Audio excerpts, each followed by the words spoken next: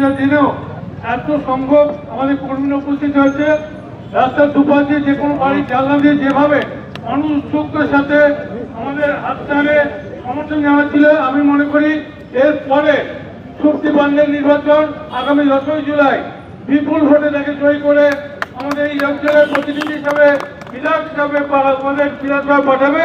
এই ধারণা নিশ্চিতভাবে আমি মনে করি মানুষ তাকে সমর্থন করবে।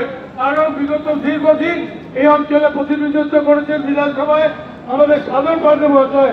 এলাকার সমস্ত মানুষকে বার্তা দেবে যে এখানকার নওয়ানের বিধায়ক সাধন পাণ্ডে, যিনি বারবার মানুষের পাশে দাঁড়িয়ে কাজ করেছে, সেই বিধায়কের পরলোকগত আত্মার প্রতি শ্রদ্ধা জানাতে মানিকতলাবাসী তার প্রাণ ঢালা আশীর্বাদ শুভেচ্ছা শক্তি পাণ্ডের ব্যালট বক্সে ভর্তি করে দেবেন।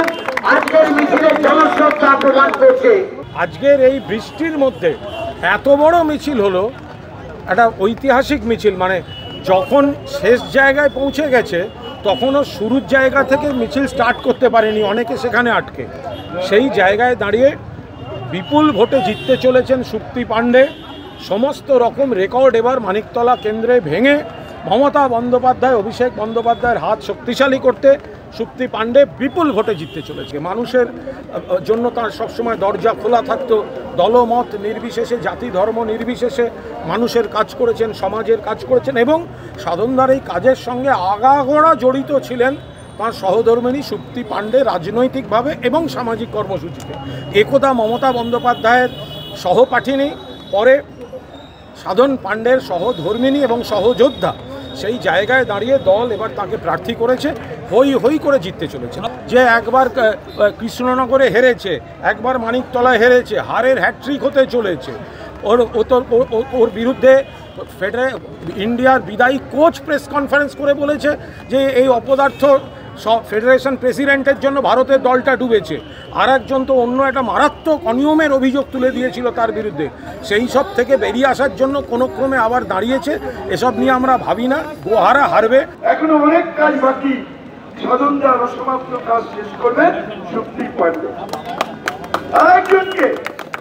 আরেকজন বর্তমান এখানে দাঁড়িয়েছিলেন, হেরেছিলেন। আজকে তো তিনি আবার শুনলাম রাজনৈতিক ভাবে একটি রাজনৈতিক দলের সমর্থন নিয়ে অল ইন্ডিয়া ফুটবল ফেডারেশনের সভাপতি। একটা ব্যর্থ মানুষ ভারতবর্ষকে প্রি অলিম্পিকে ওয়ার্ল্ড কাপে তুলতে পারেনি, যাকে ভারতবর্ষের কোচ বলছে তার ব্যর্থতার জন্য ভারতবর্ষ উঠতে পারেনি। সেই ব্যর্থ মানুষ আজকে আবার এসছে আপনাদের কাছে। খবরের কাগজে দেখছিলাম একবার নাকি পদবিটা চেঞ্জ হয়েছিল, আবার পদবিটা ঘুরে এসছে। আরে হেরো যেখানেই যা, হেরো হারবে। পৃথিবীর কারুর ক্ষমতা নেই ওকে জেতাতে পারবে। তৃণমূল 12টা সিট পাবে।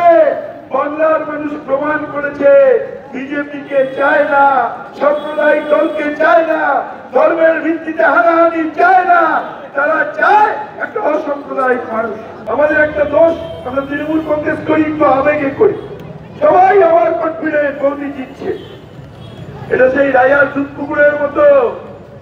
রাজা বললেন দুধ কুকুর করবো, সবার কাছে বললেন দুধ ঢালো। সবাই ভাবছে দুধ তো ঢালবে, আমি একটু জল ঢালি। সবাই ভাবছে মোদি তো জিতে গেছেন। রাজনীতিতে শেষ নেই, শেষ রক্তবিন্দু পর্যন্ত লড়াই করতে হবে। এমন মার্জিনে করতে হবে যাতে এই বিজেপির প্রার্থী আর ভবিষ্যতে কোনদিনও দাঁড়াতে না চায়। সেই মার্জিনে আমাকে জেতাতে হবে।